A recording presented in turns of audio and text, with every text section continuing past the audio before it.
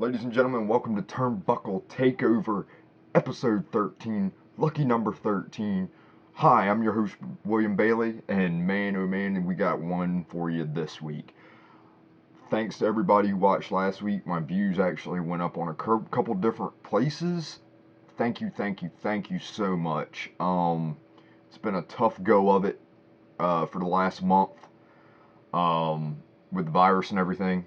I don't want to start off the podcast on a somber note, but our state of Virginia, where I'm from, has extended the lockdown even farther. So, no wrestling in Virginia anytime soon. Sucks for the indie guys. I know there's no real big, huge promotion that's really in the state of Virginia. But this is definitely affecting everybody in the wrestling business. And I would actually say if you get a chance, go on WWE.com and maybe order something. Not that WWE needs the money, but like people like Impact and Ring of Honor and NWA Power, even if you want to go that far. And also your local indie, support those guys. Maybe you can order an autograph from them online. I've not been seeing a lot of that, and I'm kind of disappointed in the wrestling fan base. Nobody's really started anything for the wrestlers. These guys bust their butts 52 weeks out of the year for us. I'm actually thinking about starting up something myself. I'm not sure what I want to call it. I'm going to work on it, but it's going to be some kind. You can donate money, and I'm going to figure out a wrestler who maybe is in some bad health, who doesn't have health insurance. I've heard Bobby Eaton is in bad shape. I'm thinking about maybe doing a little something for beautiful Bobby Eaton. I did see on Ricky Morton's fan Facebook page that Bobby Eaton is not in the hospital, contrary to what rumors have been started. His health is declining, though. So I'm thinking I might maybe do a little Facebook donation thing, or maybe try to figure something out, see what I can do, GoFundMe, figure out a way to send it to him. I don't know, we'll figure something out. This week I'm going to do things a little different. Usually I start off by reading off the results of the shows and stuff like that. This week I'm actually going to start off with the top 5. And one of the reasons why I'm starting off with the top 5 this week is because I feel like people are running out of things to do at their house. Okay, so what do? You turn on the network if you're a wrestling fan because you're bored. And there's plenty of things on the network. In fact, yesterday I watched Piper and Hogan War to Settle Score. I had nothing else to do.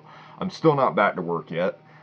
Things are still floating with that. I'm not sure exactly where that's going. However, today's top 5 is not going to be about a manager or referee or wrestler or anything like that. These are simply newer WWE DVDs.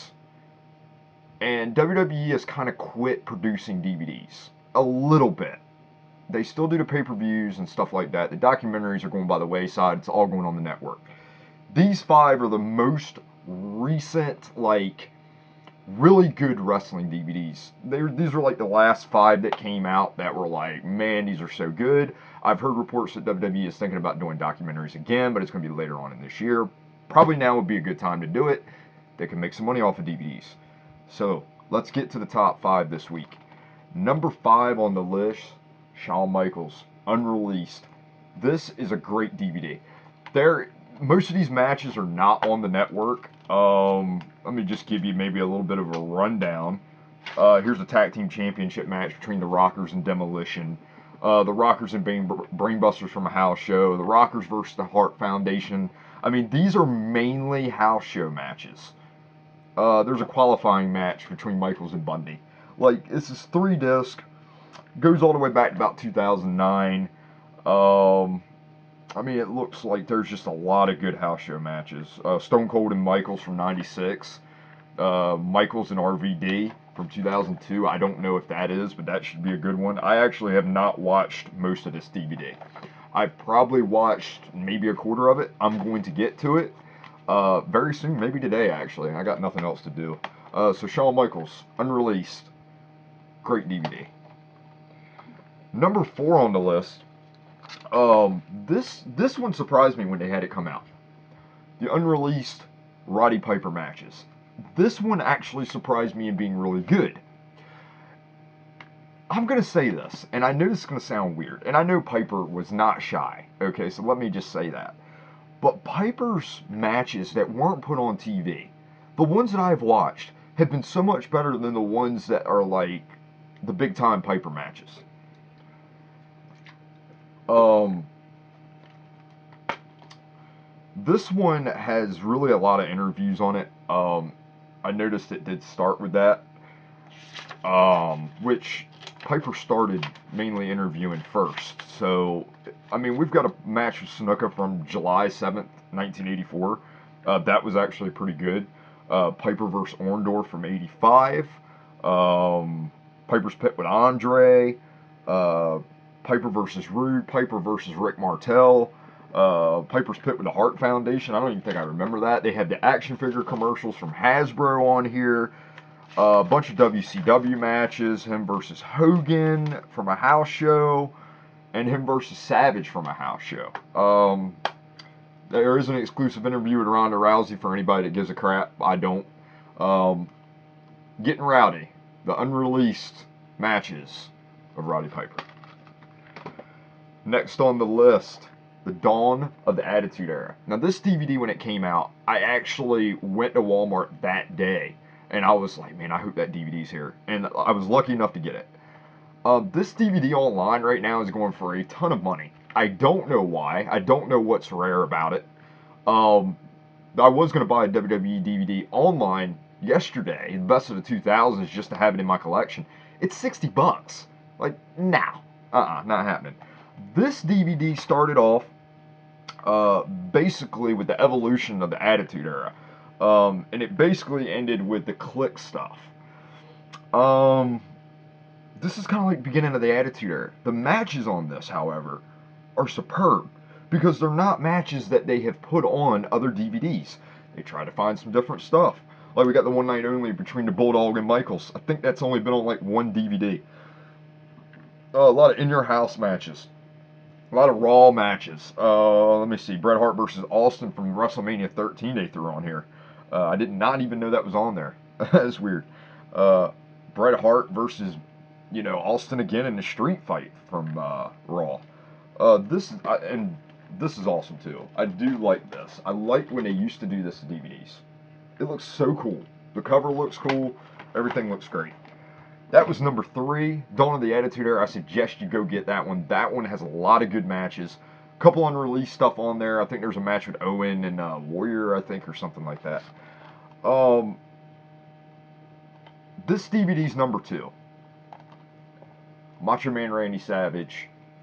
Unreleased matches. This is such a good DVD. I can't, sometimes I have a hard time putting this down. I've actually watched all 3 discs. Probably twice, maybe. You got a match.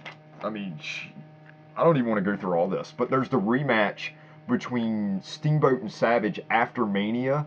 I believe it was, looks like to me, the Boston Garden. So, I mean, this tells its take. He's got matches against DiBiase, Akeem, Andre, Hogan. There's probably like 2 or 3 matches from Hogan on here. Bunch of his stuff. I mean, this goes all the way back to '99. The last match on here is Savage and Medusa versus Ric Flair and Little Nate. That's how far this goes. It's 3 discs. It's got a lot of good interviews. It's got the Jake Roberts, and Savage stuff on there. The Cobra biting him. The whole story's on here, actually. It's just a lot of really good matches on this DVD. If you don't have it, go out and get it. It is a good 12. I think you can get it on Walmart right now for $12. It is so good. I'm so glad they put that DVD out before they stopped doing DVDs. Number 1 on my list. Go get this DVD. This is so good. This is unreleased, and what it says is what it means. All these matches were not on the network. I went back and looked. There is one match on this entire DVD that was on the network. Unreleased, never before seen matches, 1986, 1995. The cover, like the inside of it, does its justice. Look at those 3 right there. That is so awesome. The matches I don't even like want to go through all of them because they're all good. I mean, I don't even know where to start. Hogan versus Flair from '91. That's the one match that I seen that's on the network. That's under the old school like matches. These are a lot of house shows matches. Like these are like Hogan and the Macho Man versus Honky Tonk and the Hart Foundation. House show match. Loved it. Awesome match. Bret Hart versus Yoko in a house show match that was amazing. Now, I do want to keep in mind this DVD, along with the Savage and Michaels, some of the matches have commentary, some of them don't. They're house show matches, which, what do I mean by a house show? I had to describe this 100 times, so I'll do it again. It's a show that's not televised on TV, it's a live event. So, if you don't want me to say house show, fine. I'll say live event. This was a live event. It was not taped. Some of the matches were probably filmed for Coliseum Video and never used, and I don't understand why, because there is some good stuff they could have put in place of some other bad matches on Coliseum Video. That's neither here nor there. That is this week's top 5, your DVD corner of the week. So, let's get into wrestling. Let's get into today's wrestling, if y'all are still listening to me. Y'all like the top 5, so I should have kept you interested. We've got some tidbits to go over. Okay, I'm going to do a quick rundown, and then I'm going to go to the shows. These are the big, huge points that I think this week in wrestling really had. First off, Mike Tyson is in AEW. I don't know how I feel about this.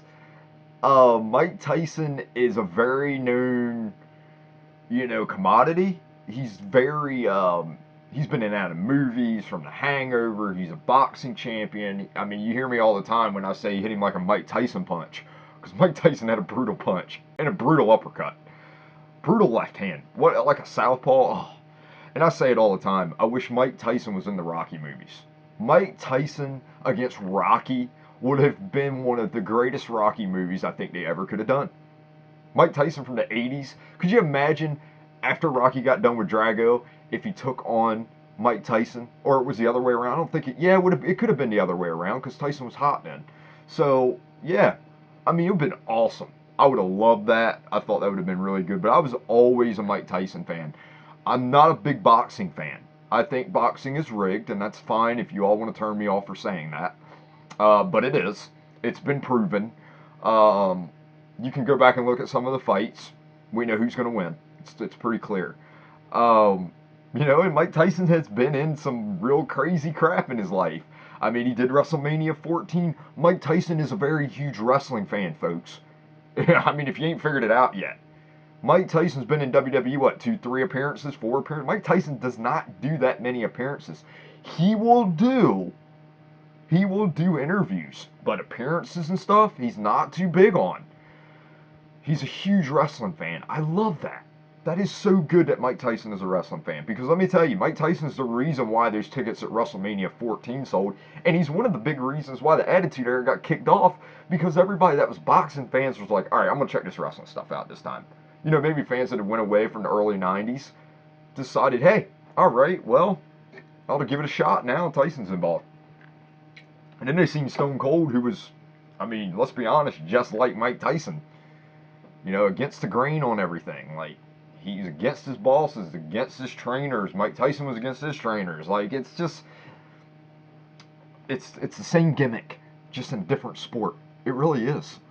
So Mike Tyson in AEW as a special enforcer for Cody and Lance Archer. We'll get into that for AEW. But that's a major tidbit that I'm going to hit on.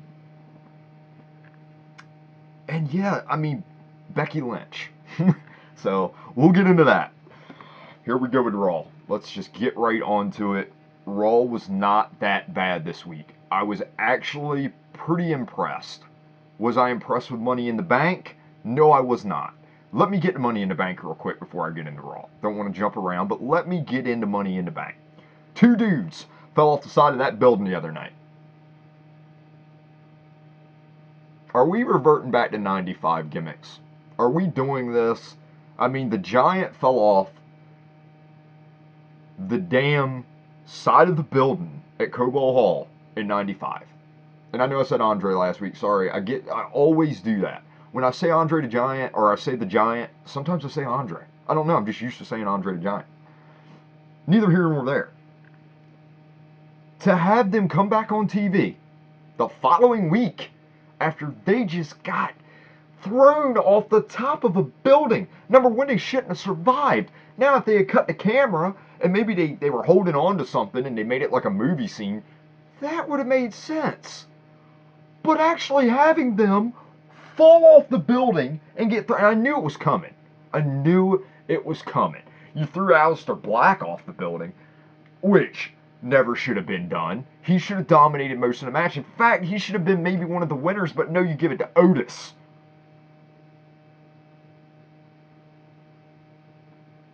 If I could, I do have the ability, and I'm learning about sounds. I could have put birds chirping up beside me. I like Otis. Don't get that wrong. Don't get it twisted. I love him. I think he's very good at acting. He's got a great character.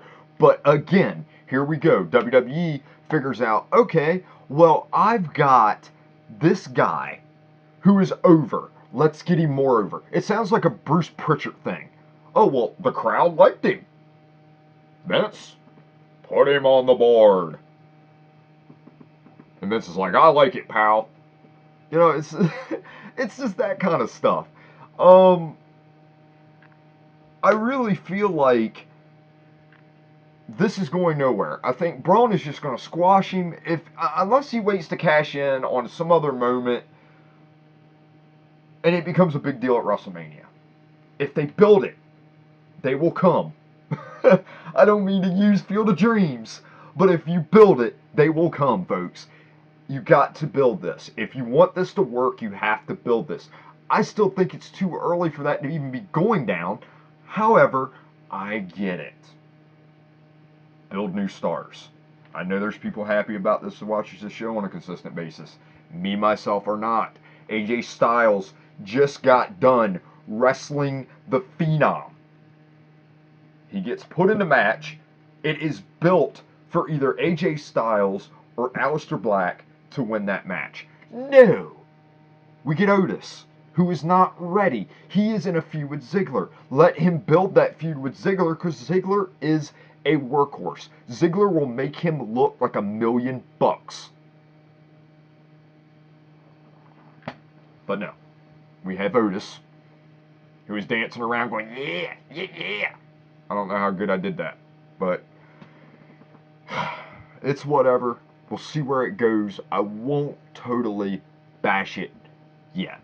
And I know this is on SmackDown, but I had to get my thoughts out on Money in the Bank. Because I was the rest of the show was not bad. I just could not, there was too much going on. They were cutting the camera everywhere. The Vince thing backstage, hilarious. Loved it. Kicked him out of the office. That was funny. That was the best part of the whole damn match. Vince McMahon was the best part of the main event of a pay-per-view match. Wow. That's where we're at with the virus stuff. Vince McMahon's basically more important than anything's going on. There have been more talk about that than there has been of Otis winning the title. Or the Money in the Bank, excuse me. Might as well be the title, because, I see where this is going, I think. So, let's go back to Raw. Becky Lynch is pregnant. I'm not sure how I feel about that. Wow. Shocked. Congratulations to her and Seth. But they just gave Asuka the title. Now, people ask me, and I've actually got 4 or 5 text messages about this, why didn't they just make the Money in the Bank match for the title? Well, here's the problem. Money in the Bank was taped like 2-3 weeks before Money in the Bank was even supposed to happen. Can't do nothing then. Asuka won. It was quite easy for Becky just to come out and hand her the belt. I get it. Do I dig it? No. I think what they should have did, they could have made Raw really mean something. They could have had a ladder match. They could have had a fatal 4-way. They could have had a gauntlet. They could have had anything for the Raw Women's title. I know that Vince doesn't like tournaments, but they got a tournament going on right now for the Intercontinental title. So, and we'll get in that on SmackDown. But it just handing her the belt just looks so silly. But I get it, and I understand they had to pull the trigger. They had to give somebody the belt. And Asuka is the one who you give the belt to. So I'm 50-50 on this, but I like it. Asuka is a very good wrestler. Now, if we can get her off the mic, I will be super duper happy. The biggest thing I did not like about Raw, the biggest thing that really drove me bonkers, the basketball game between the Street Profits and the Viking Raiders. Now, the story behind this is, last week, the Street Profits basically said we can beat you at anything. Viking Raiders come back and said we can beat you. It was like a teenage fight. Like, I can beat you, you can beat me, let's make a bet, boom, boom, boom. They didn't even really play. I mean, they played a basketball game and the Street Profits work them over.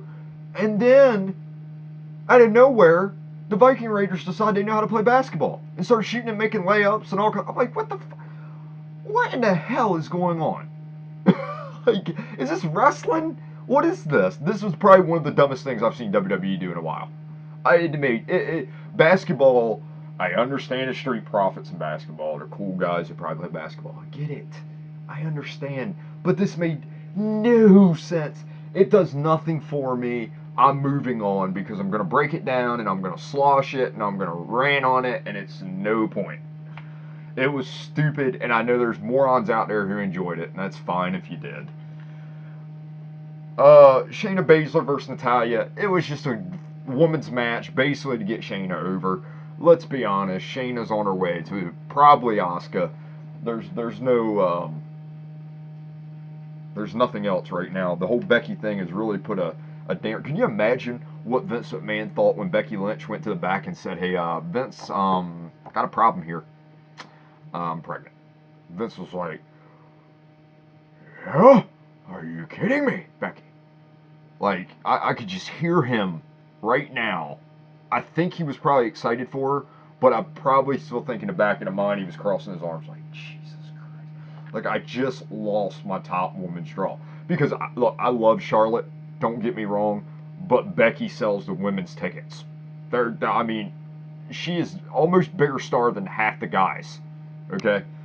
So, it's going to be tough for WWE.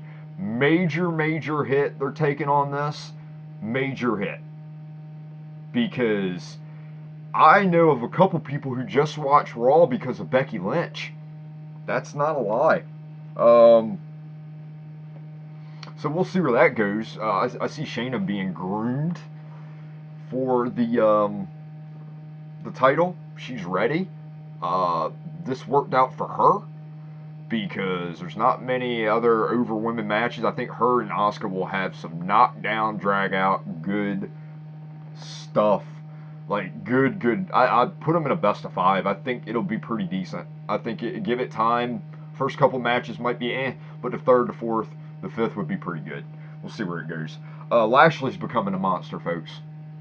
Lashley is finally becoming a monster. He's finally, like, just destroying everybody. I don't like his attire. I don't like his finish. Lashley is a power dude. I'm not saying he should have the spear as his finish, but if Goldberg's not wrestling, well, let me do jackhammer. Let me do anything. Anything high impact that looks like he just took the guy's head off or destroyed him. Because doing a submission, yeah, that's all good and all, but that's for small guys. I never understood why big guys did submission holds. Because unless they're not tall guys, but they're maybe like a Dino Bravo. Somebody like that who's a strong guy, but he's not a tall, big guy. You get what I'm saying? So, I don't know. Lashley should have a power move. I don't like his new attire. So, they change his attire. They change his finisher when they were the two things that they didn't have to touch really anyway. All they needed to do was change who Lashley was in the ring, not his appearance. So, here we go again. Changing shit for no reason. There's no need to change something that's not broken. So I like Lashley with his regular Lashley stuff on. These tights make him look like a wrestler. Like, at least when he wore his other attire, he kind of looked like a fighter and maybe a badass. Now he just looks like a wrestler. And I mean, I don't know, it kind of takes away from him. All right. So, the Iconics beat Cross and Bliss. I mean, we see where this is going. I'm sure it's a women's tag team feud. Nice to see the Iconics back. A little bit better in the ring. I wasn't so, oh god, it's the Iconics. I was more like, all right, this is doable to watch. They get the win. We had Drew versus Andrade. Great match. Drew is on his A game. Andrade is on his game. I kind of wish they would have saved this. Like, this could have been a really good pay-per-view match. I kind of think I felt like, I don't know, I like both guys. I'm invested in both of them. They're really good in my opinion. I think Andrade's on another level. Selena Vega is a great manager for female. She's very diabolical in a way, kind of like a woman.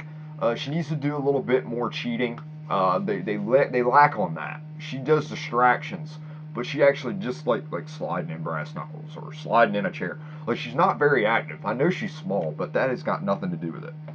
I want to see a little bit more out of her as a manager. I like her. I want to see some more out of her. Seth and Buddy Murphy versus Ray and Aleister Black. This had a little bit of story to it. I like that. Carry me on to what Seth Rollins is going to go to next. Seth is snapped. I guess the baby things probably made him snap. The fact that he lost the title, or, lost the match to Drew, that's bothering him. So they put him in snap mode. This looks like Paul Heyman all over. And when I mean snap mode, he wasn't making any facial expressions. He was standing there. He was acting. He was doing a good job. He beat the shit out of Rey Mysterio. I mean, dug his face into the steps. Now, mind you, it might not have been it, but it looked good. It looked really good. It looked believable. And if I can believe it, then that means the casual fan believes it. So this was a pretty good tag match. Not bad. We have an Edge and Orton promo. I was looking forward to this. I actually didn't fall asleep on this Raw, surprisingly. I kind of got through the paces. This is basically the set up a match for Backlash. Orton wants a regular match. He wants a wrestling match. He basically says Edge cannot beat him, but he has to have weapons to beat him. This was corny. I'm not even gonna lie. Did I like the promo? I was okay with it. I didn't like Charlie coming in the middle and being like, at Backlash, it is Edge versus Randy Orton in a wrestling match. She tried to look serious, tried to look like it means something, but it looked very staged with her coming in the middle of those two. I did not like it. I hope they never do it again. I don't ever want to see that again. That looked very cartoonish and very unprofessional, because they could have just done a stare down. Boom, cameras go off. You didn't need her to do that. They already said what they were going to do. Edge already had the look on his face like he accepted it. It made no sense whatsoever. Little bit of, and that's Raw. Yeah, I mean, that's it right there. Little tidbit that I wrote down here on my notes. Undertaker signs a long-term deal. He is going to be under contract with WWE till he's 70. That's a Bret Hart contract. 70 years old. I hope he doesn't have a match at 70. I'm scared. He'll be like that Gypsy Joe guy. What New Jack beat the crap out of. So let's hope that doesn't happen. We know Vince likes to, yeah. Hang on to the old timers a little bit too long. Let's get to SmackDown. And oh, by the way, I watched NXT this week, so I did do a rundown of NXT. Anyway, SmackDown. Otis is in the ring with The Miz and Morrison. They're doing Miz TV. This sets up for a tag team match later. Braun ends up joining Otis. I guess maybe they're going to use Miz and Morrison to get Otis over.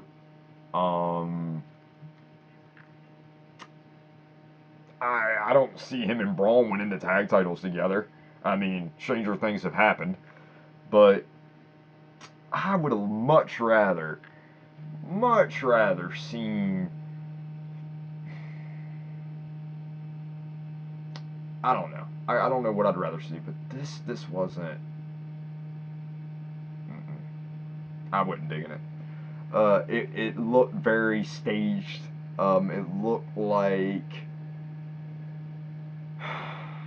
It looked like a WCW setup to like a like mid card match. It's really hard to say. Like I don't know, man. I just wasn't. It wasn't. I just didn't dig it. It didn't get over with me. It sounded very like they were reading lines. So I'm not sure how this Otis thing is really going to go over. We will see. Uh, Intercontinental title match tournament. Okay. Elias versus Corbin. I was like, what? Like, whatever. Elias wins. SmackDown is not getting my. It's really not like tickling my fancy. I have a hard time sitting through SmackDown where when they first came to Fox, I was all over it. Now, granted, they had Legends there for the first couple weeks, but that had nothing to do with it. I was invested in the storylines. There's nothing going on SmackDown. There really is not. I'm hoping they move AJ over there.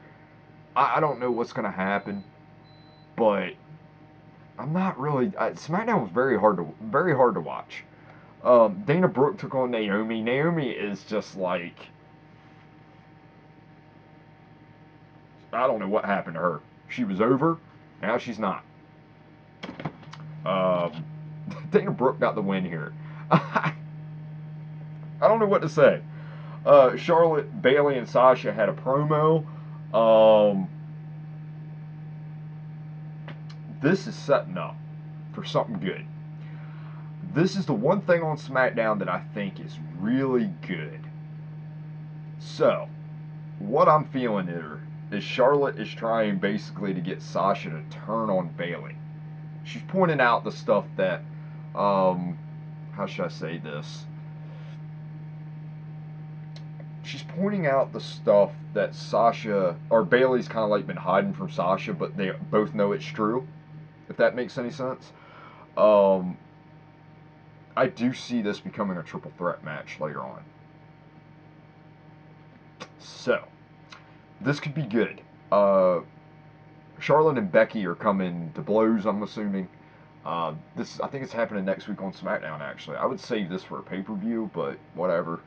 I guess rush it. I guess the end-all be-all is going to be Sasha versus Bayley, and Charlotte's going to go back to NXT and feud with Rhea Ripley. This is just kind of like a caveat, I guess. I'm not sure. Daniel Bryan took on Drew Gulak on the Intercontinental title match tournament. This was good. Very technically sound match. Drew's getting better each week. Bryan gets the win as he should. I hope we get Daniel Bryan versus Shinsuke or AJ Styles in the finals of this tournament. That would be awesome. But the way that they have been pushing Jeff Hardy on TV, I would almost guarantee you that Jeff Hardy's winning this Intercontinental title. I don't know if it's against Shinsuke. I don't know if it's against Styles. Styles needs a win here. Because, I mean, you give him an Intercontinental title, he can roam and have good matches, and he doesn't need to cut a promo, and he doesn't need to be a major heel. He just needs to be AJ Styles. So, we'll see. Let's get moving here. Dolph and Sonya Deville cut a promo. They're obviously a team now. Cool, I guess. Mandy Rose and Otis, and this is going to give the rub for Otis. And what I mean by a rub is this match is going to enhance or try to enhance him being over. Get him over a little bit more. Do something for him. Make him meaningful. Like I said earlier, I'm not ready for Otis to be ready. He needs to take his time. He may be something later on, but not now. Like not now. We had Braun and Otis versus Miz and Morrison. Braun and Otis got the win. Otis actually teased cashing in when Mandy Rose came down, kind of distracted Braun a little bit with her looks, kind of gave her that googly eyes, and Otis looked like he was getting ready to do something, and Braun turned around real quick. So you get the tease. I like that part of it. It's okay. Again, it shouldn't be Otis in that spot right now. You have to build new stars. Otis isn't the one to build. Yet. Not saying later on it can't be, but not now. Sometimes they go too fast on pushing people. And it's lip time. It's your halfway point on the lip. Alright, folks. So let's take a break from doing, reviews on shows. I hope everybody's doing okay. Please hit like and subscribe. Please subscribe. There's a ton of people who watch. Probably close to, I'd say 30 to 40 people who combined watch on Spotify and everything, and they don't add that they're watching it. It helps me out. It helps me get views. It helps me. All you got to do is log in to YouTube and just hit a button. Ding! And you're subscribed. You never have to touch it again. It's that easy. So, let's get into NXT. I have been doing my very, very, very, very, very, very best to try to watch NXT, and I have succeeded. I have caught up, and I missed some good stuff, and then I missed some really bad stuff. This week's show was actually good. I liked it. Riddle and Thatcher, I love that. That whole, them breaking them up, because I'm assuming Pete Dunne can't come to the States. That's what I'm assuming. Understandable due to the virus. There's a lot of guys that aren't working because of the virus. Sami Zayn being one. That's why we had the Intercontinental title match tournament. So, we had Riddle and Thatcher versus the Imperium, and the Imperium won the NXT Tag Team titles. Very technically sound match. Couple hiccups here and there. The finish was well done. I like the fact that Thatcher walked away. Now we got some feuds running. That's what I feel like NXT is kind of not 100%, but a little bit. They've been lackluster on really building that feud. That hot feud other than Ciampa and Johnny Wrestling. Like it's been there's Keith Lee and Don Dijakovic, there's this and there's Adam Cole and Velveteen. Okay, give me something else here, folks. You need to keep these storylines in NXT rolling. Triple H and Shawn's doing a good job, not saying they're not. We have new tag team champions, and I like these guys. I like to see where this goes. They match. They look like a tag team. They don't look like two guys have been thrown together. They're both from the United Kingdom. They both talk like that. That's a tag team, folks. They have a great finisher. That's a tag team, folks. Now, we had the Cruiserweight Tag Tournament. I did not write down the groups. Okay? I don't know everybody that's in this. I will get onto this next week. I'm going to talk about this a little bit. I like title tournaments. I think it makes the belt mean something again. Because sometimes we get into this logic where the belt's a prop. For some guys, yes. Other guys need a title. Sorry, that's just how the world works. Tony Nese versus Jack Atlantis. I am not even going to lie. This is only like the second time I've seen this Jake guy. He is not bad. I do see he needs to work on his bumps a little bit. He's not very fluent. And what I mean by that is it looks like he's anticipating the bump. And what I mean by anticipating the bump is, it's coming and he already takes the bump before the move even gets there to him. So a little work on that, little hiccups, but Tony Nese is amazing. I've been watching him since his days in Impact. He's a fantastic wrestler. Swerve cuts an interview. I'm glad they finally did something with him. It was a pretty decent interview. He got his points across. I love Isaiah Scott. Please, Triple H, give this guy a shot or let him go to the Indies and be Shane Strickland again. because this is one of the guys that I really wanted to Impact to get, because this guy is so good in the ring. He can cut a promo, and he's got a gimmick. Swerve City. Swerve means cool, I guess. That's what I get out of it. It was good. It was good. They did announce that they are bringing back In Your House.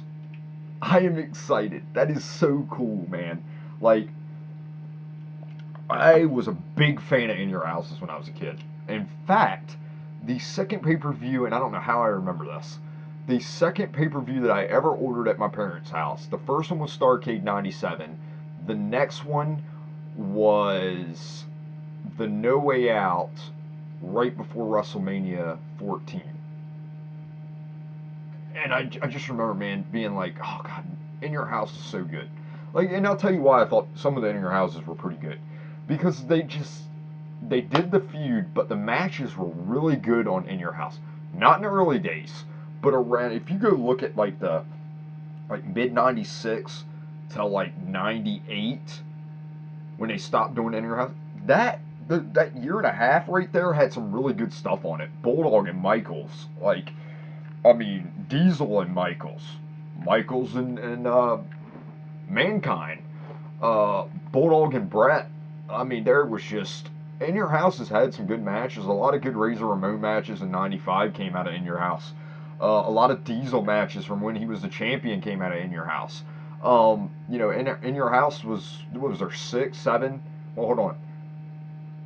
There was probably 8 In Your Houses each year. So In Your House was a big deal. It was kind of crazy they got rid of it and went to name pay-per-views, but it's cool, I get it. Like, it's just very generic, like In Your House. But it's cool WWE's bringing back something of old. I still want my King of the Ring tournament, because I like the King of the Ring. King of the Ring's actually one of the things I'm going to do a top 5 on, best King of the Ring matches. I'm a huge fan of King of the Ring. It was one of the VHSs, the 93 King of the Ring with Hogan and Yoko and Brett wins. The Bret matches, that was the night that I feel like Bret Hart had something to prove. Anybody else feel like that? Because he knew he was getting the belt soon.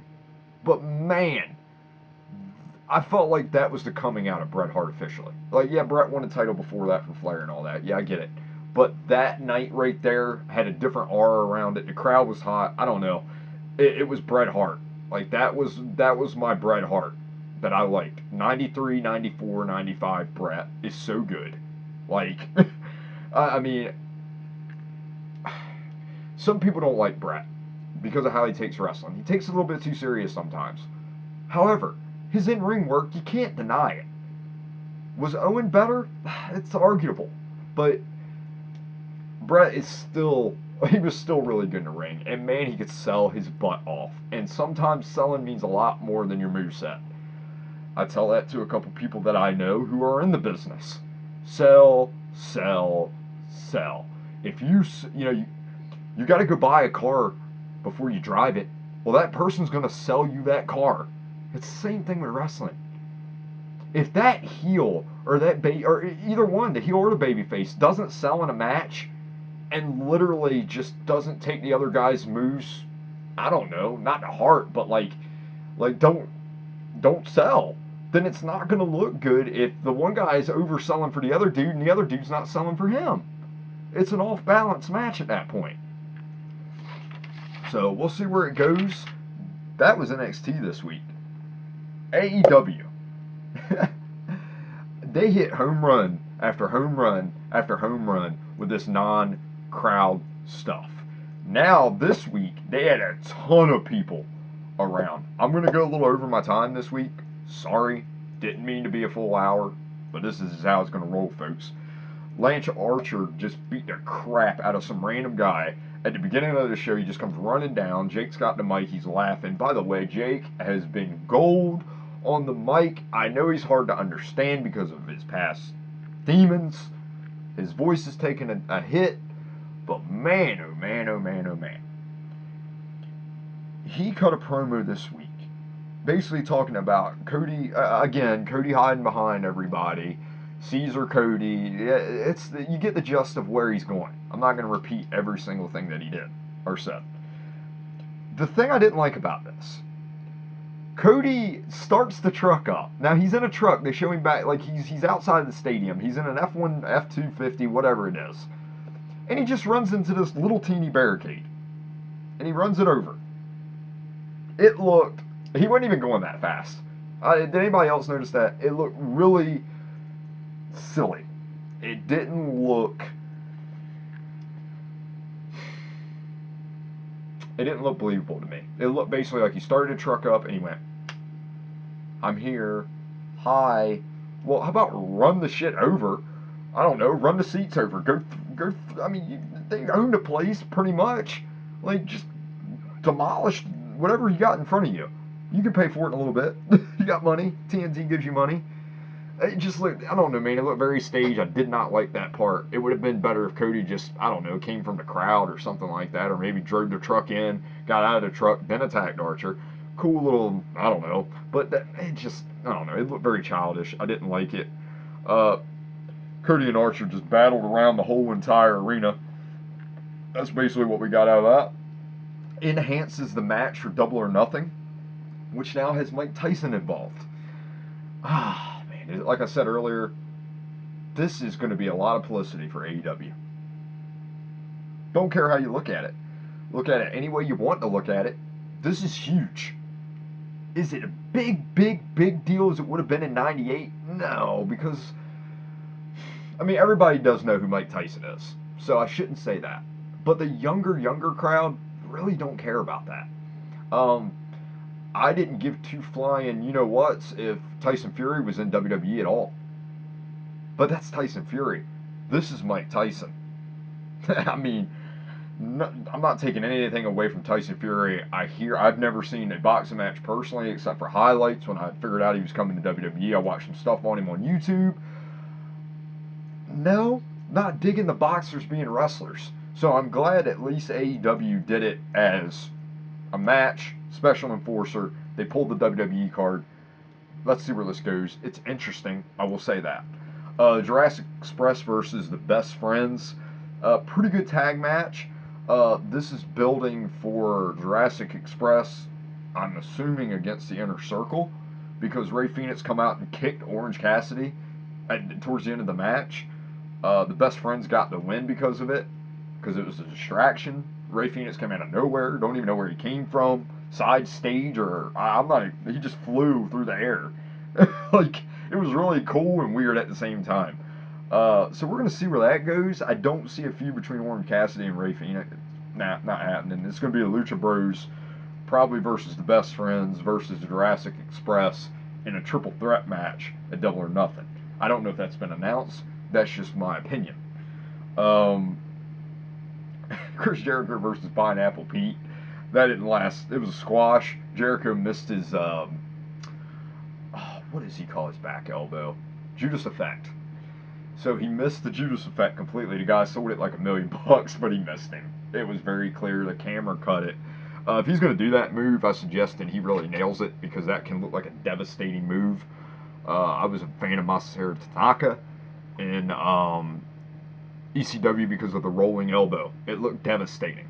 This is just a backwards way of doing it. He's spinning a different way. It looks devastating if you can hit it right. He cuts a promo, and this was towards, I've skipped around a little bit because I wanted to really touch on Brody Lee, and I'll get into that at the end. Basically, he just cut an interview. The Elite is still rolling while the world stopped. We get that Chris Jericho promo, but they announced the Stadium Stampede, which is inside the Jacksonville Jaguars Stadium. Cool idea. That's awesome in a way. I don't like the name. Sounds very generic. Stadium Stampede. Sounds like a pay-per-view you would create on 2K if you ran out of names. So, I don't know. I think it'd be cool if you just called it the Stampede. We know it's in a stadium. We don't need to add that word to it. We'll see where that goes. It's the Inner Circle versus the Elite. Stadium Stampede. Double or Nothing. Going to be awesome. Matt Hardy and Kenny Omega versus the Inner Circle. This was just one of those enhance the feud tag matches. Sammy comes out and gets twisted faded after he got ran over by the golf cart the week before. Um, Kenny and Matt get the win. Baby faces get the win. We got to give Matt a little something here. Um, Matt gets a win under his belt. Good thing for him. Helps the character out a little bit. Kenny just come back recently. Young Bucks are due back next week. Um, the crazy take, the two big things I took out of AEW this week: Brody Lee and the Daniels match. Brody Lee looked like he was not very. I don't know. I don't want to use the word happy to be there, but he didn't seem like he was very enthused. Like, he didn't seem like he was excited to be in the ring. He looked like he was going through the motions, and I don't want Brody to get caught up, hypnotized, I guess. Like, just looked over. I have a feeling that's what's happening. Him and Moxley are going to have great matches. I mean, they've wrestled all the way back to the CZW days. They might kill each other. So that's going to be fun to watch. I don't want to see Brody get lost in the scuffle. I don't really know where this Vince McMahon Brody Lee gimmick's going. I know he's making fun of him. I know he's making fun of WWE. How long before that's going to get real boring? I think if they would have made Brody Lee the Luke Harper gimmick without being the dark, exalted one of the Dark Order, I think Luke just needs to be on his own. Brody, I'm sorry, I call him Luke sometimes. I think it would have been better. He doesn't need people. Brody is a guy that can work good matches by himself, and he doesn't need a crew to help him. I understand he's a heel, but Brody's a pretty tough and big guy, so he's pretty good. Um, Sorry about that. Dropped my pencil. That was wrestling this week, folks. I mean, there's really nothing to take on. Jericho did destroy Vanguard. That happened at the end of the show. That's just the to really fuel the fire between Matt Hardy and Chris Jericho. So that was AEW this week. I'm at 52 minutes. I want to thank you guys so much for joining me every week in this crazy world we live in a society where some people aren't listening and some people are, taking this very seriously. Let's pray that no wrestlers die from this virus. I don't want to be the one that said I told you so, but I told you so. I knew that this was going to go longer than I expected for wrestling. Florida does look like that wrestling's going to be a hotbed in Florida for quite a many months. However, if those cases spike there, or stay at, like, don't go up, don't decline, and don't go up, we should be okay. If they decline, we'll be fine. But if there's a spike in cases in the next, we're not going to know for the next week or two, because people aren't going to start getting sick. Because some people don't show symptoms for 3 or 5 days from this. You have asymptomatic people. This is going to be a long haul, folks. So let's pray for wrestling that Florida does not shut down again. It doesn't look good. That's just my opinion. I hope everybody's doing well. Hit like and subscribe to Turnbuckle Takeover. And I did say there is going to be changes. There is a lot of changes coming. I'm going to have an opening video. I'm going to have music. I am going to have video on the side of my face to talk about what I'm talking about eventually. I have the technology, I have the computer, I have everything I need to make this show legit and better. Good luck to all the podcasters out there. I hope people are getting views. I hope some people are making money on YouTube. This has been Turnbuckle Takeover, episode 13. Next week is episode 14. But when episode 20 happens, I've got something huge in the books that's coming up. I am going to have a live watch-along show. You're going to be able to call me. You're going to be able to... And you just got to call my cell phone. All I got to do is hit the button, and you're on the Turnbuckle Takeover. That's what we're going to do very soon. I'm looking at better ways to improve everything. Thank you for watching. thank you for all the support that you folks have gave me. I really do appreciate it 110%. Um, Eventually, there will be Turnbuckle Takeover shirts. I am looking into it right now. There will be Turnbuckle Takeover hats eventually. That is a guarantee. I know that for a fact. Shirts, I'm looking into some distributors. I actually did some a couple days ago. I looked at some. Uh, I gotta find a really good printing company. I've seen a few. Some of them look cheap. Thank you very much for watching Turnbuckle Takeover. I love you guys. I will see you next week.